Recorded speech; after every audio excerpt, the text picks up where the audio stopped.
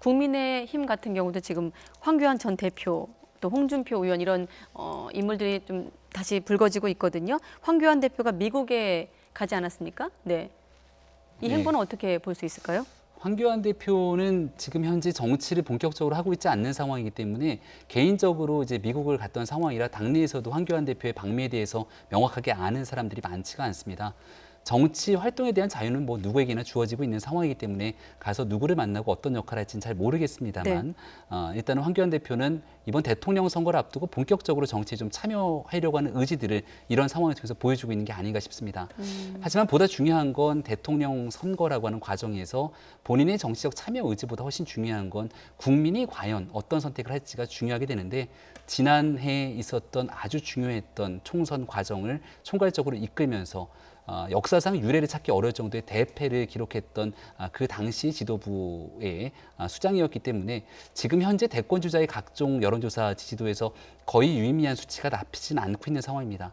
앞으로 이러한 내용들이 크게 바뀔 것인가라는 생각이 좀 드는 대목이 있기 때문에 아마도 4.7 보궐선거 이후 국민의힘이 보다 더 적극적으로 변화하면서 수권 가능한 정권 교체 길에 나섰으면 좋겠다라고 하는 지지자들에 대한 여망과는 조금 거리가 있는 행보가 아닌가 이렇게 생각이 됩니다. 뭐 그렇다 보니 야권 내에서도 조금 다소 싸늘한 반응을 보이고 있고 윤건영 의원 같은 경우는 이번 황교안 전 대표 방미에 정상회담에 고춧가루 뿌릴까 걱정이다라며 좀 이런 비판의 얘기를 하기도 했거든요. 그렇죠.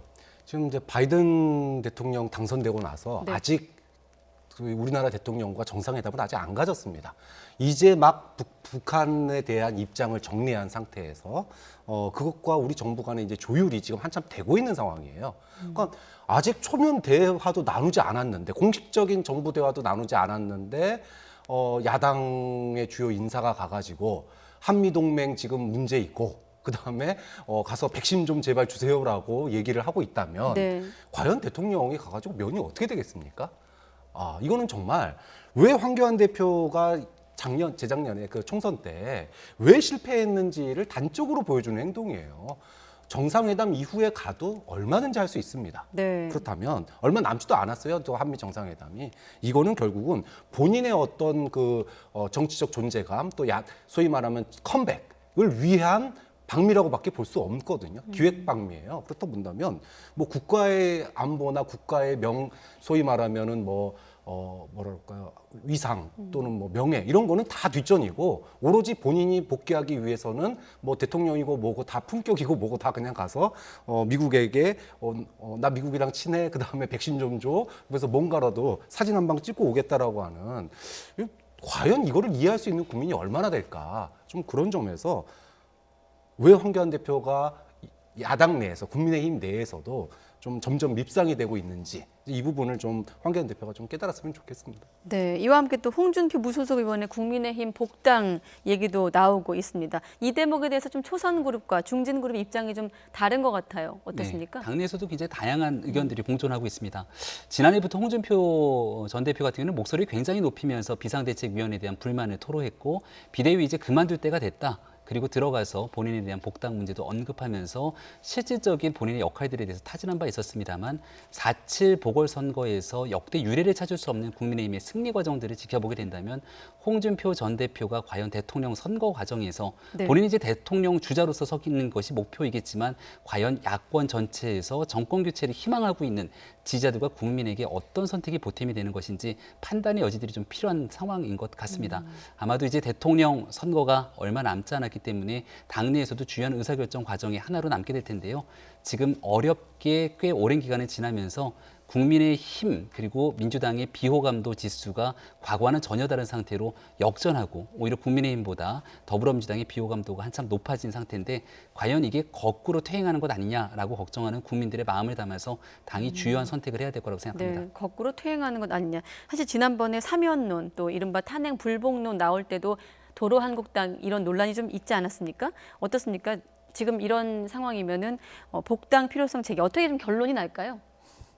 저는 뭐 도로한국당을 넘어서 도로새누리당 아닌가라는 생각이 들 정도로 회귀 속도가 굉장히 빨라요. 그러니까 좀 국민들이 원하는 새로운 인물, 새로운 정치 이런 뭔가 좀 변화된 혁신의 모습들 여야를 막론하고 그런 게 좀 나왔으면 좋겠는데 이름 나오는 거라고는 다 옛날에 국민들로부터 다 한 번씩 이렇게 심판 받으셨던 분들 네. 이런 분들만 계속 나오고 목소리가 그렇다고 뭐 새로운 얘기를 꺼내는 것도 아니에요. 다 옛날의 얘기에 거기서 거기인 얘기들을 또 하고 계신단 말이죠. 이래가지고 과연 다음 대선 국면에서 지금 국민의힘이 과연 국민들에게 얼마나 어필할 수 있겠느냐. 이런 점은 뭐 이거는 여야를 떠나서 굉장히 좀 논란이 될 뿐만 아니라 우려되는 부분이에요. 이렇게 네. 되다가는 정말로 정치가 좀 형해화된다는 국민들의 신뢰를 영영 되찾을 수 없다라고 하는. 그러니까 자꾸 정치가 아닌 다른 쪽에서 국민들의 눈이 예를 들어 뭐 검찰총장에게 눈이 간다던가 감사원장에게 간다던가 자꾸 이런 식으로 가는 거 아니겠습니까? 좀 그런 점에서 좀 우리나라 여야를 막론한 정치의 좀 뭔가 세대 교체 좀 이런 것들이 좀 국민들이 좀 굉장히 좀 갈망하는 그런 부분이 되고 있지 않나 싶습니다. 네, 끝으로 두 분께 한 1분 정도 시간 드릴 수 있는데 내일 우리가 오늘 청문회부터 지금 각 당 얘기까지 해봤는데 내일 김부겸 후보자 총리 후보자 인사청문회 내일은 어떤 게 쟁점이 될지 끝으로 좀 요약하고 마치겠습니다. 라임 사태를 둘러싸고 가족의 특혜 펀드 내용들이 있기 때문에 증인 출석으로 인해서 과연 새로운 국면들이 전개될지 여부가 핵심이 아닐까 싶습니다. 네. 나머지에 대한 뭐 지역적인 얘기들이 많이 있었습니다만은 김부겸 후보자 같은 경우에는 워낙이나 여야 간의 관계도 좋고 또 나름대로 개혁을 상징하고 있는 인사이기 때문에 만약 이 라임 가족 펀드에 대한 의혹들을 지금 현재 상태에서 훨씬 더 심화가 되는 상황이 오게 된다면 정말 심각한 국면들이 이루어지겠지만 그런 내용들이 아니라 슬기롭게 극복하게 된다면 적정 수준에서 김부겸 후보자 청문회 정도는 조정되지 않을까 생각이 됩니다. 네.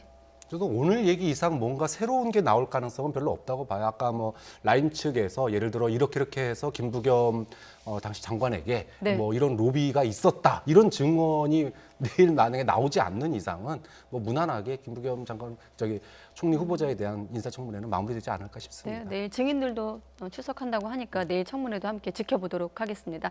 네, 박창환 장한대 교수 또 김병민 국민의힘 비상대책위원 두 분과 오늘 같이 진행했습니다. 고맙습니다.